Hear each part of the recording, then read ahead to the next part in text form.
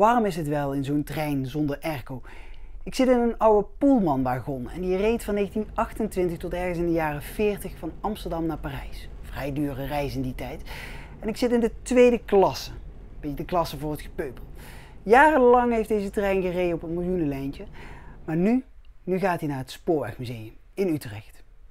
Het Spoorwegmuseum heeft een bijzondere tentoonstelling over rijtuigen die iets met eten en drinken te maken hebben in en rondom de trein.